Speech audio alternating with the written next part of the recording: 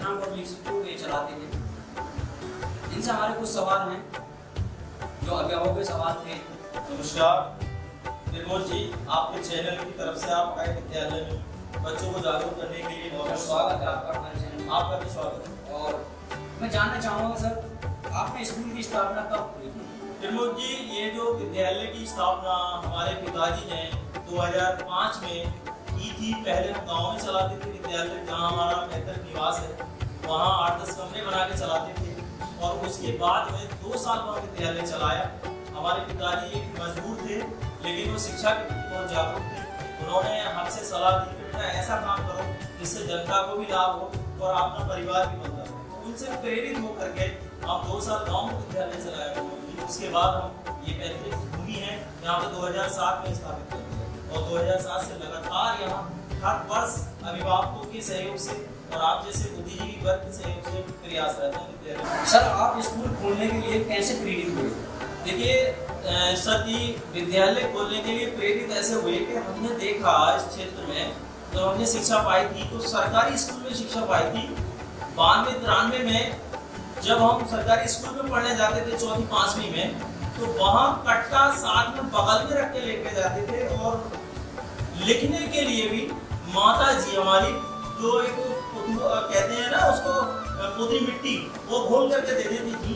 और हमने वहाँ ये देखा, उसी समय से जागरूकता आ गई कि कुछ घरों के बच्चे बहुत मॉन्टेसी स्कूल में पढ़ रहे थे उस समय से, लेकिन ज्यादातर पुअर फैमिली के बच्चे सरकारी स्कूल में ही पढ़ते थे, नीचे बैठ करके। तो वहाँ से हमारे अंदर एक जागृति आ गई कि कुछ बच्चे अच्छी ड्रेस पहन करके विद्यालय जा रहे हैं और हम आज भी यहाँ कट्टा लेकर के पढ़ रहे हैं। तो हमने अपने पिताजी से और दादाजी से शेयर की बात, तो पापा अच्छी स्कूल में ड्रेस और टाई भी लेकर के जा रहे हैं, क्यों ना हमारा करा दो। तो हमारे पिताजी ने कहा बेटा हम अभी इस लायक नहीं है, आप सरकारी स्कूल में शिक्षा प्राप्त करो। तो हमने सरकारी स्कूल में ही शिक्षा प्राप्त की, लेकिन मन में जुनून कर दिया था कि हम एक ऐसा विद्यालय खोलेंगे जो इससे हट करके होगा। विद्यालय में कितने अध्यापक और कितने ग्रेड है? देखिए बिल्कुल जी, ये आपका बहुत अच्छा और आज की ये बहुत ही अच्छा सवाल है, क्योंकि ये शिक्षा से जुड़ा है। क्योंकि अधिकतम विद्यालय वाले कम शिक्षित लोगों को अध्यापक के रूप में रख लेते हैं और वहाँ बच्चों के साथ खिलवाड़ होता है। आपके विद्यालय में जब से विद्यालय संचालित हुआ है, बीएड और बीटीसी वाले ही यहाँ पे, या फिर एमएससी हैं या बीएससी है, यानी कोई भी अंडर ग्रेजुएट यहाँ पे कोई भी अध्यापक नहीं है। अधिकतम अध्यापक बीएड और बीटीसी वाले यहाँ पे अध्यापन करा रहे हैं। सर, नवोदय को लेके बहुत सारे सवाल रहते हैं। जी, मैं जानना चाहूँगा कि नवोदय विद्यालय क्या है? देखिए बिल्कुल जी, नवोदय विद्यालय एक भारत सरकार का एक सरकारी विद्यालय है, जहाँ आधुनिक तरीके से गरीबों के बच्चों को एडमिशन दिला करके प्रवेश परीक्षा के माध्यम से वहाँ एडमिशन कराया जाता है और सारा खर्चा सरकार देती है। अच्छा, नवोदय विद्यालय में कौन दाखिला दे सकता है? ये बहुत अच्छा सवाल किया है प्रमोद जी, क्योंकि हमारी जनता ये अभी नहीं समझ पा रही कि कौन कौन एडमिशन ले सकता है। कुछ गार्जियंस तो ऐसे हैं नवोदय विद्यालय के बारे में जानते हैं, और जो जानते हैं वो सोचते हैं कि अमीरों के बच्चों के एडमिशन होते हैं, और जबकि नवोदय विद्यालय में गरीब से गरीब तबके के व्यक्ति का भी एडमिशन वहाँ हो सकता है, कक्षा 6 और कक्षा 9 अगर गार्जियंस सही है। सर, एक सवाल और, एडमिशन लेने वाले बच्चों की उम्र और कक्षा क्या होनी चाहिए? देखिए, एडमिशन लेने वाले बच्चे की उम्र वहाँ पर कक्षा 6 में एडमिशन होता है, और कक्षा 6 का मतलब होता है 6 और 5 11, यानी 12वीं साल में बच्चा आ गया हो और कक्षा 5 पास कर रही हो। और वो भी एक फैक्ट ये है नवोदय विद्यालय का कि एक ही विद्यालय में 3 साल का रिकॉर्ड उसका मेंटेन रहना चाहिए। एडमिशन परीक्षा में एक बच्चे की कितने बार चांस मिल सकता है? ये भी गार्जियंस के लिए और मैं अभिभावकों के लिए संदेश देना चाहूँगा आपके माध्यम से, आपके चैनल के माध्यम से, कि हमारे गार्जियंस को, अभिभावकों को अभी ये पता नहीं है कि कुछ परीक्षाएं ऐसी हैं भारत सरकार की और राज्य सरकार की जिसमें मात्र एक ही बार चांस मिलता है, और उस चांस को भी अगर गंवा देते हैं तो फिर दोबारा उसको चांस नहीं मिलता। बच्चों को एक ही बार परीक्षा में बैठने का चांस मिलता है, अगर उसमें पास हो गया तो एडमिशन हो जाएगा, नहीं हुआ तो नहीं। अच्छा, आवेदन करने की कुछ सुविधा नहीं, भारत सरकार और राज्य सरकार ने इस परीक्षा में बैठने के लिए कोई शुल्क निर्धारित नहीं किया कहीं से। एडमिशन परीक्षा फॉर्म जो होता है वो कब भरा जाता है? देखिए, एडमिशन परीक्षा फॉर्म 1 साल में एक ही बार परीक्षा फॉर्म भी आते हैं, और वो भी राज्य सरकार, भारत सरकार एक वेबसाइट, एक लिंक दे देती है ऑनलाइन माध्यम से। बच्चा जहाँ पढ़ रहा है वो विद्यालय वाले अगर जागरूक हैं तो अपने विद्यालय से बच्चों को चयनित करने के लिए वो भी इसमें फॉर्म भरवा सकते हैं। लेकिन एक समय में आता है जैसे जुलाई, अगस्त, सितंबर। बिना तैयारी के इसमें एडमिशन ले सकता? ये तो प्रमोद जी वही वाली बात हो गई कि बिना तैयारी करे, यानी बिना हाथ उठाए और बिना भोजन को उठाए कि मेरे मुंह में आ जाए।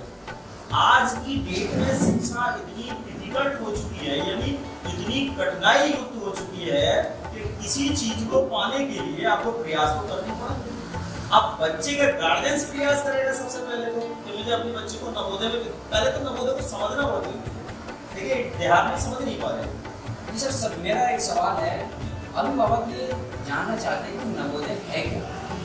लेकिन नवोदय विद्यालय एक राज्य सरकार और भारत सरकार का एक संयुक्त उपक्रम है। ऐसा विद्यालय है जहां बच्चे को आधुनिक तरीके से रहना, खाना, पीना, ड्रेस, जूते, टोटल चीज वहां तक कि अगर उसको दवाई की भी आवश्यकता पड़ती है तो नवोदय विद्यालय की समिति ही उसको भारत सरकार और राज्य सरकार उसको बैठ करती है। जैसे नवोदय विद्यालय में प्रवेश परीक्षा की तैयारी किस विद्यालय में की जाए? ये भी आपका बहुत टेढ़ा और कड़वा सवाल है। अब मैं इसके बारे में अगर आपसे कुछ कहूँगा अपने विद्यालय के बारे में तो गार्जियन ये सोचेंगे कि हर व्यक्ति अपने आप के अपनी दुकान को ऊंचा बताता है। नवोदय विद्यालय की तैयारी कुंदरकी के अंदर कुछ चुनिंदा लोग तो कोचिंग सेंटर चला करके कहीं हो सकता है कर रहे हो, लेकिन विद्यालय में पढ़ाने के साथ साथ नवोदय की तैयारी पूरी कुंदरकी में कहीं नहीं कर रहे। आपका विद्यालय नेत्रांश हायर सेकेंडरी स्कूल एक ऐसा विद्यालय है तो यहाँ के अध्यापक उस कक्षा के सिलेबस के साथ साथ नवोदय के कोर्स करा रहे हैं और यहाँ से फॉर्म भरवाएंगे, खुद भरेंगे, बच्चों को परीक्षा भी दिलवाने खुद लेके जाएंगे। आप इसीलिए हमारे विद्यालय में ही अगर एडमिशन कराएं सभी अभिभावक तो बहुत अच्छी बात है, कम पैसे में और उसी पढ़ाई वाली फीस में ही उसको तैयारी करेंगे। अच्छा सर, अभिभावकों का कहना है कि हम अपने क्यों कराएं अपने एडमिशन? ये भी बात सही है कि हम किसी पार्टी को वोट क्यों दें या किसी विद्यालय में एडमिशन क्यों कराएं या किसी दुकान पर सौदा लेने क्यों जाएं, ये तो बहुत बड़ा सवाल हो गया। अब इसके उत्तर में मैं ये देना चाहूँगा उत्तर कि हमारे विद्यालय में एडमिशन इसलिए कराएं, एक तो हम खुद यहाँ पे विद्यालय में रह रहे हैं, दूसरा जो हमारे अध्यापक हैं अनुभवी हैं और बहुत ही संघर्षशील और निष्ठावान हैं, बिल्कुल वाकपटुता के साथ पढ़ाते हैं और कक्षा में जो पढ़ाई है कक्षा की उसके साथ साथ नवोदय की तैयारी 2 पीरियड नवोदय के लगते हैं जिसमें उसको अलग से कोचिंग लेने की जरूरत ही नहीं है। अच्छा, अभिभावक कहते हैं कि आपके विद्यालय में शुल्क अधिक है, ये भी ऐसा मैंने सुना। कुछ लोगों की बात तो सही है, बिल्कुल। क्यों सही है? क्योंकि देखिए इलाज तो महंगा ही होगा, सरकार भी हर चीज पे जो महंगाई बढ़ा रही है, लेकिन हमें सोचना यहाँ पे है कि हमें महंगाई के साथ साथ हमें अपनी इनकम के साधन बढ़ाए जाए और कुछ शौक मोज कम करके बच्चों की शिक्षा पर ध्यान दिया जाए। आप कह रहे हैं कि नेत्रांश सिंह पब्लिक स्कूल में फीस ज्यादा है, भैया फीस जो शुल्क ज्यादा है कहाँ जाता है? 10 रुपए रोज का भी शुल्क नहीं है, उसी में आपको पढ़ाई भी कराई जा रही है, उसमें बच्चे का रिकॉर्ड भी दिया जा रहा है, बच्चे को पूरी आधुनिक सुविधाएं भी दी जा रही है, यहाँ तक कि बच्चे को हम एग्जाम दिलाने में हम लेके जाएंगे तो कहाँ जाता है? लेकिन मैं फिर भी इसको कहना चाहूँगा प्रमोद जी, आपके द्वारा संदेश देना चाहूँगा जनता को कि शराब, गुटखा और पाखंडवाद और अंधविश्वास से तो कहीं कम है स्कूल की फीस। जैसे सरकार ने एक शैक्षिक सत्र 2022 से 2023 में क्या नया परिवर्तन किया है? परिवर्तन जो किया है पोर्टल बना दिया हर स्कूल में, एक नियम बना दिया कि नियम से आगे हटकर अपने छुट्टी नहीं आती। जो पोर्टल है वो क्या है? देखिए पोर्टल एक ऑनलाइन गतिविधि है सरकार की, जो उस पोर्टल में बच्चे का पूरा रिकॉर्ड मेंटेन हो। या पोर्टल पर सभी स्कूल दी जाती है? सारे स्कूल पोर्टल में जिनका सरकार ने यूआईएस कोड दे रखा है, जिसने सरकार ने स्कूल को एक कोड यूनिक कोड जारी कर रखा है, वो सारे स्कूल पोर्टल पर दी जाती है। या बच्चे का रिकॉर्ड बनना जरूरी है? बहुत जरूरी है। ये तो ऐसे हुआ कि बच्चा पैदा हो गया, उसका जन्म पत्र जरूरी है, आधार कार्ड जरूरी है, तो स्कूल में अगर पढ़ रहा है तो बच्चे का रिकॉर्ड भी जरूरी है। यदि किसी बच्चे का रिकॉर्ड किसी स्कूल में बना है और वह बच्चा स्कूल छोड़कर दूसरे स्कूल में जाता है तो क्या उसका एडमिशन हो सकता है? देखिए ये भी आपका बहुत ही अभिभावकों के लिए जागरूकता लाने के लिए सवाल बहुत अच्छा है कि आपने ये पूछा है कि किसी स्कूल में बच्चा पढ़ रहा है और रिकॉर्ड नहीं, जी उस स्कूल को छोड़ कर दूसरे स्कूल में बच्चा जा सकता है, एक सवाल है। जी जी। तो देखिए बच्चा अगर किसी स्कूल में पढ़ रहा है तो सबसे पहले तो स्कूल वाले का भी दायित्व बनता है उस बच्चे का रिकॉर्ड मेंटेन किया जाए पोर्टल में नाम। अच्छा सर, स्कूल संचालकों को नए पोर्टल की जानकारी कैसे होती है?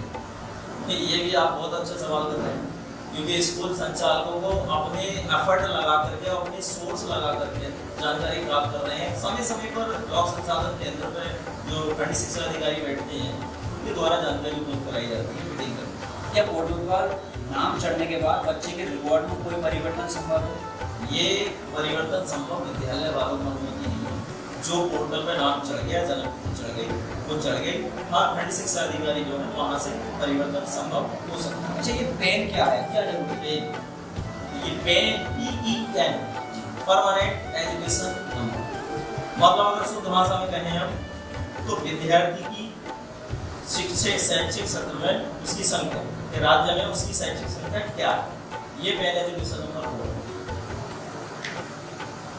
अच्छा, पेन नंबर जो है ये कब से लागू हुआ था? 2022 में सरकार ने पोर्टल बनाया, जिसको 2023 में उसको पूर्णतः रनिंग कर दिया। आज उसी पर आधारित सारे स्कूल चल रहे हैं, मगर जो इसमें नहीं चल रहे हैं तो खंड शिक्षा अधिकारी में से नोटिस आता है, उसको पूरा करा देगा। सर अच्छा, मेरा आप एक सवाल, भविष्य में विद्यालय को लेकर क्या योजना? भविष्य में विद्यालय को लेकर के मोदी की ये योजना है कि इस क्षेत्र में जहाँ मैं बैठा हूँ विद्यालय चल रहा है, ये ऐसा कोई भी विद्यालय नहीं है जो कि गरीबों के बच्चे को कक्षा 6 से ही नौकरी के बाद यानी डिफेंस की तैयारी और उद्योग की तैयारी, क्योंकि अधिकांश बच्चे को नौकरी का खेले के पड़ते हैं। मेरा उद्देश्य ये है कि कक्षा 6 और 7 महीने 8 महीने बच्चे के अंदर ये धारणा हो जाए कि मैं नौकरी में से देखूंगा या फिर उद्योग लगा करके अपना काम करूँगा। ये आने वाली, मैं भी एक पुअर फैमिली से निकल के एक विद्यालय संचालक, आज एक विद्यालय संचालक के रूप में बैठा हूँ। और ये एक ऐसा क्षेत्र है जहाँ शिक्षा के प्रति बहुत पिछड़ापन, शिक्षा के प्रति जागरूकता नहीं है यहाँ पे।